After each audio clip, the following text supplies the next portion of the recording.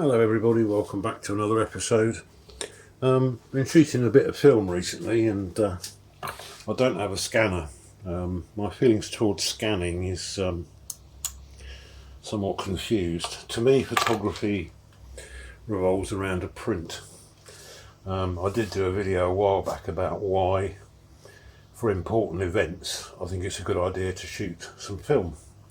Because film, rather than having images stored on a memory card or in the cloud or on your phone, a print is a physical thing that you can give people copies of, and you can file it away in a shoebox and leave it there for 50 years and it'll still be there. I think a lot of images are going to get lost in the electronic age, and if it's something that's important, like your kids growing up and your dog and whatever, and favourite car, things that are important, I think you need to keep those for when you get to my age and you want to look back at your life and remember all the happy times. So in this episode I'm going to show you some results of some films that I've shot recently, and also how to file them away and keep them for posterity or for somebody else to throw in the bin when you're gone. This is a little they're called a tracing pad. You can buy these online, they're about £6-7. It's just basically an LED light box. It's a bit irritating that it's got this pattern behind it. Runs off a USB, I'll run it off the phone charger. This is a negative storage sheet. This is an archival sheet, and you can write on these. So this film is HP5, rated at box speed 400 ASA, developed in D76. And this was shot on the Rolly Magic 1 with a 16 on kit. I showed the loading of this and the fitting of this quite a while ago, and these are just some images I took around the area in which I live. You're relying on the auto exposure and also whether the camera was light tight or not, which it appears to be. There's a bit of an issue there. For some reason I got a frame missing, maybe that's my fault. But yeah, 1, 2, 3, 4, 5, 6, 7, 8, 9, 10, 11, 12. I've got 15 on it on the 16 on kit. I only got 14 out of it. But they don't look too bad. The exposures look okay. HP5, I sort of stick to that. It's fairly predictable. I'm trying foamer pan, but I find foamer pan's emulsions are quite soft. They're quite easy to damage in the final wash and the squeegee stage, etc. So I tend to prefer HP5. So that's one of the sheets that I've done. You can buy these sheets online. Here's a pack of, I think there's a 50 or 100 in here, something like that. So this is a 2 1/4 square one. So this has just obviously got bigger slots in it. And this is a 35mm sheet, for example. Looks a little bit different. These aren't expensive, really and truly they're not that expensive. They're just, you cut your film into strips so when you get them back from the lab, and you can just store them in here, and you can write the information across the top, so the date and the time and whatever you want, really, how you processed it, how you developed it, etc. So here I have some films that I've been shooting recently, and this one, you can see these are not important because I don't really keep them in any sort of clever kind of order. This was the first ones that I shot on the Kiev 88, the 500 CM. And one of the problems with cameras when they have multiple backs is that the different backs can have different problems. So they're a bit of a pain in the arse, to be honest. This one you can see you've got frame overlaps. I metered these manually, and you can see that there's clearly frame overlaps.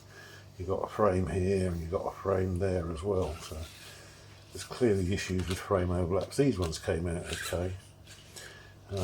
These two have got this, I don't know whether it's the sun flaring off the lens. I was only shooting with a standard 80mm lens, but obviously there's a light spot here, and there's a little bit of fogging there as well. So they weren't too bad, but there was obviously some issues with framing. It got better as the film went on, but you can see the framing is a bit uneven. With 120 roll film, it's very important that it's tight. But yeah, it's not too bad apart from the rational spacing at the end. So when you want to file these away, we'll talk about that 35mm film in a minute as well. Oh. Shouldn't treat your negatives like I do. But these are only really test negatives. They're not that important, but I will keep them for future reference. So because of all this frame overlapping and everything, it's going to be difficult to see how to get these in these slots. These slots are designed for equal numbers of exposures. So when you have different backs, it's a good idea to label the backs up, which is back A, which is back B, etc. And then you can work with each back to try and figure out what the problem is, whether it's the light proofing where the slide goes in, the dark slide goes in, whether it's the foam around the actual back closure, etc. You can see on here I put on this is back A. And then yeah, it's just a simple matter of you just slide these in. And just slide them there. You notice I'm not wearing gloves. If it was something that was important, I'd put on a pair of cotton gloves. But these are just rubbish, really just for practice, really just to see. Shutter was okay, 99% there. The lens was working okay, the iris was okay. Sometimes on those cameras the screens get tired, particularly if they're stored in a cocked position, which is why I always recommend storing them in an uncocked position with the iris closed and the diaphragm closed, the aperture closed to its smallest f-stop. And there we go, those are filed away for posterity. I grabbed my pen, which I've lost. My pen, my pen. So on the top of here I can just write down, this was Kiev 500 cm plus back A, and this is HP5 rated at 400, D76 for 6.5 minutes at 20 degrees. I don't bother with dates or anything, they go into the folder chronologically so I can then see which was shot when. So that's that one done, that one's ready for filing. With the other ones. Alright, this is a 35mm one, this one's a little bit posher. So this was actually shot on the Topcon. This was a Topcon Unirex. Variety of lenses, all UV lenses. And I think this is overpan film. Now I tried developing this in a daylight tank and I totally screwed it up. As you can see, the film is absolutely messed up. You've got these bits where, this is where the film's been touching. It's where the film has been against film. It's where it's been like that in the tank and it's just stuck together and it's just a total disaster. So if you see this anywhere on a developed film, it means that it's been touching the rest of the film and it's all the way along there enough. It's absolutely terrible. Apart from the beginning. The beginning part is okay, and if you look on here you can see that there were no light leaks, so I know that the camera was light tight and the spacing is even. So I've got even spacing between the frames. So I know that the film advance is working. It's eBay again trying to get me to buy some more stuff. The exposures are not particularly great, but there's probably enough there that you can work with if you wanted to print these off, but I don't want to print these. But you can see that after that it's just gone to rubbish. So yeah, I'm supposed to know what I'm doing and I've screwed it up, but it's not on important film, so there's nothing on there that I'm going to be crying about. I'm not even going to bother putting it in a folder because it's not really worth filing that away. I won't throw it in the bin, I'll just use it as a training exercise. And then this next one is a film that I shot on the Kiev. I think there's another one somewhere actually. This is another Kiev film, and this was back B, and this one's a bit better in that you can see that the frame spacing is okay, but here there's a light leak, and you can see here between the frames it gets a bit messed up here. There's light leaks as well, and again at the end. So these light leaks, when they're along the edge like this, led me to believe that it was where the dark slide went in. So there is another film where I taped up the dark slide, and that film came out perfect. I don't know where that is actually. I have to find it because it needs filing away as well.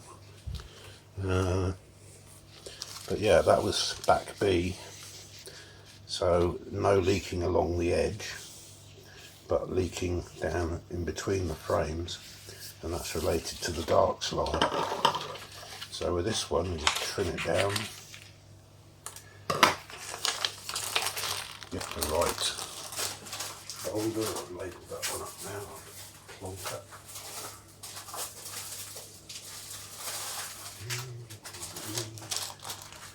So here's this one, and he's going to go in 3s. Big gap in there. 1, 2, 3. 3.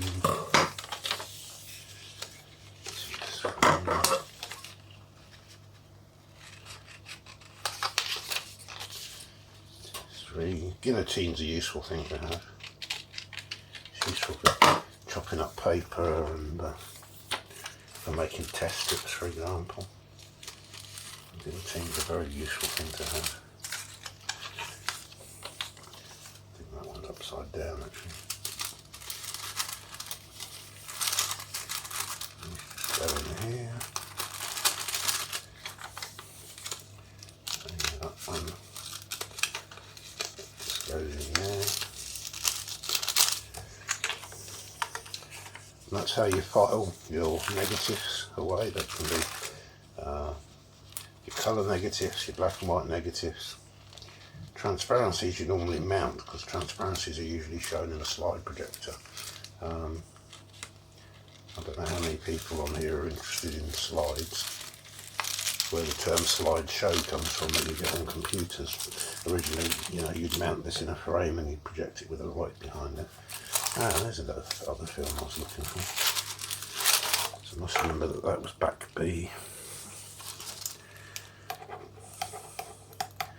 Back B 500 cm, back B again, it's HP5 D76. And then finally, this was after I taped up the dark slide slot. And on this one, 1, 2, 3, 4, 5, 6, 7, 8, 9, 10, 11, 12. And we've got 12 shots. There's no light leaks around the edges. There's even spacing between the shots. I got the 12 shots on the roll.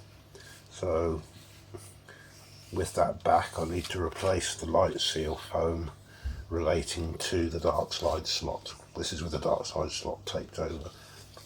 So again with this one, get my scissors, trim that down on the end. I need that bit. 1, 2, 3. The spacing isn't absolutely perfect, but these Soviet cameras are. I made a video earlier on about the Soviet large format system. They're not for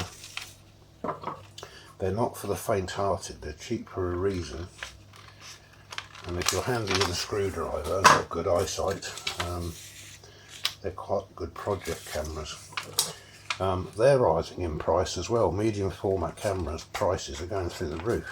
I remember 15 years ago you couldn't give away things like Pentax 6x7s and Mamiya's in particular. They were dirt cheap. but prices seem to be rising now, and I put it down to YouTube and all these people on YouTube that are shooting larger formats.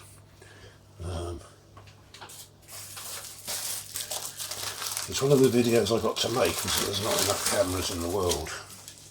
Because people aren't making new film cameras. It would be a brave company that would, and I think somebody needs to do it. I think, you know, Leica still sell new cameras. Canon stopped selling or stopped making film cameras in 2018. Nikon, I think, still can get you a F6 or an FE10 new, but there's not a lot of choice when it comes to buying a new film camera.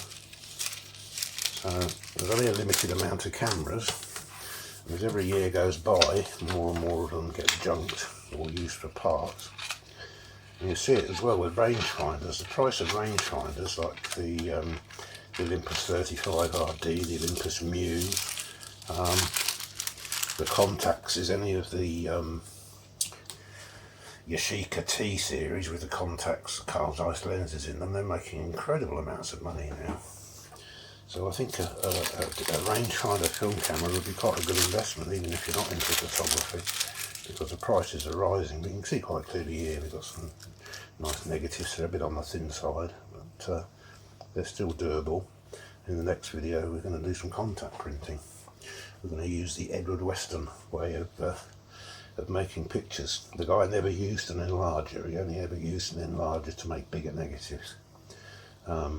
This is as big as I shoot at the moment. You can contact print these, but obviously they're not very easy to put into a frame, so you do need an enlarger. But if you haven't got an enlarger, you can still make contact prints. So if you're using a large format like 5x4, 5x7 and 8x10, contact printing is the way to go. Even at this scale, contact printing is a useful thing to be able to do. Thank you very much for watching. Hope you found it interesting, and it sort of brings you up to date on where I am with my film efforts. And I look forward to seeing you in the next one.